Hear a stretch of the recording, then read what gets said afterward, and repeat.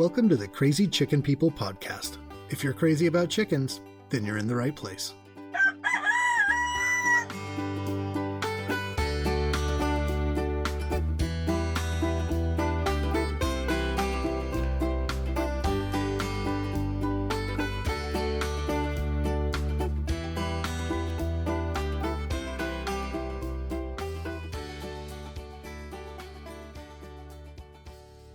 Thank you for joining me today for what is kind of a special episode. I can barely believe it, but today's show marks a full year of doing the Crazy Chicken People podcast.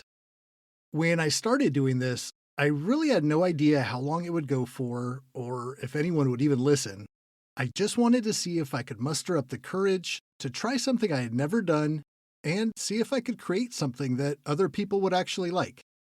So I want to take a moment to just say thank you for your support, the feedback, and the stories that I've gotten from you that have been so inspiring and really given me the motivation to keep doing this every week. Whether you've been listening from the beginning or joined somewhere along the way, it's only because I've seen how much you all care for your chickens, just like I do, that I've kept wanting to come up with new things to talk about and try to make these episodes better each week. And honestly, there was some times that it was really tough to do that. If not for seeing every week that more and more people kept tuning in, kept following the show, and sending positive messages, I probably would have quit months ago. But I'm so glad that I didn't. I've learned so much about raising chickens just by researching all the topics that we've talked about. It's made me a way better chicken keeper than I was before, and I've gotten to experience things that I probably wouldn't have if not for the show. I had never interviewed anyone before this, and even though I kind of got away from that, it was still a really cool thing to do. And I made some great connections with other chicken people that I probably never would have got to meet otherwise. I even got to raise some chickens for an NBA superstar that lives near me. I'm actually still raising those chickens for him and his family, but at some point they are going to go home to live with them. And that should be a cool story when it wraps up. And I only got to be a part of that because of the podcast. I also got way more comfortable, maybe too comfortable, just being myself and embracing some of the weirder things that I'm into. I mean, I kind of let it all out, letting you guys know that I'm a UFO nerd who likes looking into crazy conspiracies.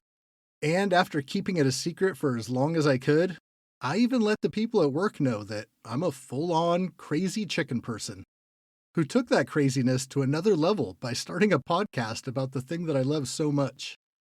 For a guy who used to go out of his way to avoid bumping into someone I knew at the grocery store because I really don't like talking to people, that was a big step. And one of the coolest things that I never even considered until I heard another podcaster talking about it, I got to create something that'll be around forever. That one day my kids, or maybe their kids, will be able to hear long after I'm gone. And really, I owe that to you. You made that possible for me by continuing to listen, even early on when I was still trying to figure all this stuff out. And for that, I will always be grateful. So thank you. Now, I do have some show news before moving on to today's topic. And this was a decision that took a lot of thought to come to. I love putting these episodes out every week. Each time I get one published, it kind of feels like a small personal victory. And even though I've come a long ways from the 6 or 7 hours it used to take me to plan, record, and then edit the shows, it still does take up a chunk of my time each week that I'm taking away from other things in my life. My family has been super supportive of it and never made me feel bad about some of the long nights I've spent in the studio instead of up in the house. And because they've been so cool about it, I do want to try and give some of that time back. So I am going to take a break from putting shows out for probably most of the summer.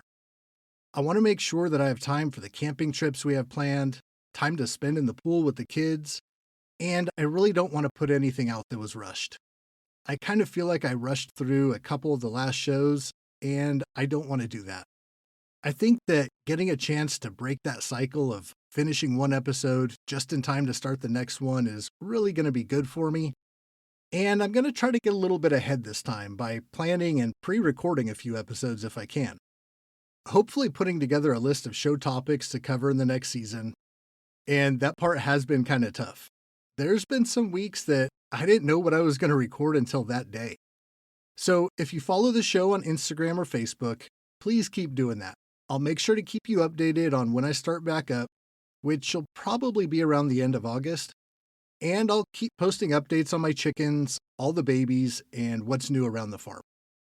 Now, I still do have some info for you guys today on a condition that I only recently learned about when I happened across a Facebook post. Somebody was looking for advice on a sick chicken, and they had shared a picture of their hen that was in distress. This chicken looked extremely bloated, and it was described as not being able to move around very much and feeling kind of soft and jiggly. As I read this, it reminded me of a chicken that I had lost earlier this year that had the same symptoms. I noticed that she wasn't moving around much. At first, I thought she had hurt her leg or something like that that was keeping her from wanting to walk around. But then I picked her up and I could feel that it was something else. Kind of had that squishy feeling, almost like the way that an impacted crop feels, but the swelling was down a little bit lower in the body. And at that time, I really had no idea what was going on with her. And whatever underlying issue had caused the swelling, unfortunately, had got her pretty quickly after that. I didn't put a lot of energy into trying to figure it out at that moment. I thought the first thing I should do was go and check on everyone else, make sure this wasn't something that had spread through the whole flock. But everyone else seemed really healthy and was acting totally normal. So I kept a close eye on them in case it was something that was contagious, but it never came back up. So I kind of just wrote it off as one of those sudden and unexplained deaths with chickens that can happen. Now, going back to that post that I saw on Facebook, seeing that and remembering what happened to my chicken, I really wanted to know more about it. I started by taking a spin through the comments, and that's always fun. Usually end up seeing that every possible condition a chicken could ever have gets suggested.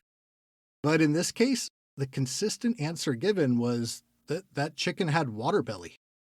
And I was like, oh, okay, but what is water belly? As it turns out, it's usually a symptom of an underlying issue rather than a disease or a sickness that a chicken actually gets. Most often, the cause is related to a heart or a liver failure. And what happens is that fluid builds up in the chicken's abdomen, causing it to swell, which puts even more stress on the organs that are probably already starting to fail. Chickens can be prone to coming down with heart, liver, or respiratory issues for what kind of seems like no reason at all. And when one or several of those organs starts to give out, it causes the fluids in there to build up and they're not able to regulate it on their own. A few things thought to be the root cause of this can include rapid growth, and this is especially common in broiler chickens who've been bred to gain weight very quickly, which can put added stress on their organs. Or they might be genetically prone to this just due to their breeding history. But it can just as easily be a disease or a parasite that had some kind of impact to their organ health that you probably never saw coming. Now, based on the one experience I had with it, and what I was reading from all the others who had seen their chickens die from it, they all had to say that if you're finding a chicken in those later stages, swollen up and unable to move around, it's probably too late for that bird. And whatever issue was causing the swelling had already gone too far. But there are signs that you can look out for to try to catch it early. A swollen abdomen is going to be the most obvious and noticeable symptom. If your chicken is all swelled up, not able to walk around, you know you've got a problem. If they're just kind of generally looking weak and lethargic, if you see that one of your chickens is acting way out of sorts, maybe not moving around like she usually does, that's always something to be on the lookout for. And if your chicken is struggling to breathe, that could definitely be a sign of fluid that's starting to build up inside and putting pressure on their respiratory system. You also want to look out for a sudden loss in appetite, or maybe if they've lost a lot of weight all of a sudden. These are all signs that it could be a serious problem. It might not even be water belly with some of these, but any of these symptoms are going to mean that there's probably something really wrong with your chicken. Now, if it is water belly and it looks like it's pretty bad, unfortunately, there's probably not a lot you can do to save that chicken. Most likely it's going to mean that whatever it was that got her to this point in the first place has already gotten beyond anything you'll be able to do for her at home. Now, I don't want to be a downer about it, and maybe there is something a vet can do, but I mean, if we're being totally honest here, I am just not able to take my chickens to the vet anytime something comes up. There's no way I could afford that. And for the most part, that's true for most of my animals. Now, in the case of something serious with some of our other livestock, we have brought a vet in to check on them or to help with something that was just more than I could do. And the same is true of Rosie. We even got medical insurance for her just to make sure that we wouldn't go broke every time she got a foxtail stuck in her foot. But it's just not realistic for the chickens. And I know there's people who will say that, well, that's irresponsible and I shouldn't own animals if I can't afford to take care of them. And I mean, look, I get that perspective, but I know how much effort that I put into taking care of them myself. And I know that they're living a way better life than the chickens I'd be buying store-bought eggs from would be otherwise. So I don't let that line of thinking bother me, and I hope that you don't either. If you can, or if you do take your chickens to the vet, I mean, that's awesome. And if you just do your best to take care of them on your own at home, well, you're in the same boat as most of us, and I think that's okay too. But with that said, it doesn't mean that there's nothing you can do for them. Even if you know that most likely your chicken has reached the end, you can still try to ease her pain and make her comfortable in the time that she has left. Draining the fluid is a possibility. It doesn't mean that it's going to cure whatever is causing that swelling in the first place to happen, but it could provide some relief. Now, I've never done this with a chicken, so I wouldn't even want to try and start giving direction on it. There's definitely some videos on YouTube that you can look up if you're interested in it. And that's where I turned when I had a goat that was suffering from bloat. That was not fun. I mean, it sucked. And I imagine it'd be even more difficult with a chicken just being covered with all those feathers. But it's definitely something that you can do to provide some relief. Now, other than that, I'd probably just try to get her in a comfortable place, even bring her inside if you can, and just comfort her in that time. I mean, animals aren't so different than us. They know when something's wrong, and they can get scared too. Sometimes just having someone there with you to comfort you and make you feel like you're not alone can really help those times be a little bit easier to get through. Now, as far as prevention, I mean, like I mentioned, water belly isn't the thing that they caught to put them in this condition. It's a side effect.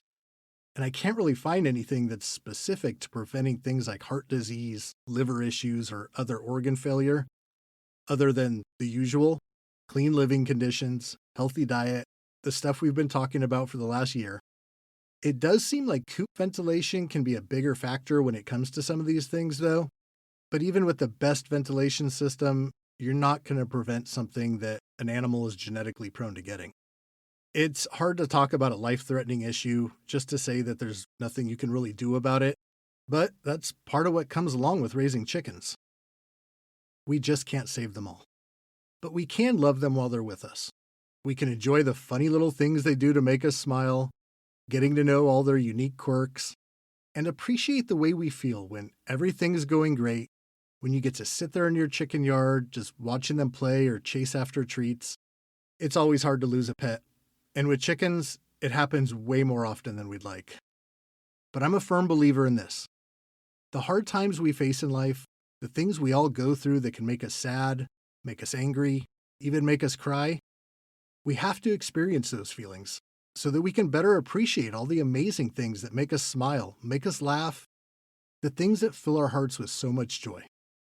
It's through these ups and downs that we truly learn the value of happiness and gratitude. And that's what makes the journey of life so beautiful and worthwhile.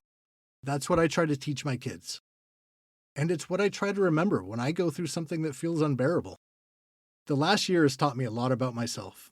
Chickens has been a huge part of that, but so is doing this show. And I just can't say it enough. I truly appreciate you for helping make that possible for me. I'm going to miss doing this show over the next couple of months, and I already look forward to starting back up. I hope you guys all have an amazing summer. Remember to keep your chickens cool, take the best care of them that you can, and I'll talk to you again soon.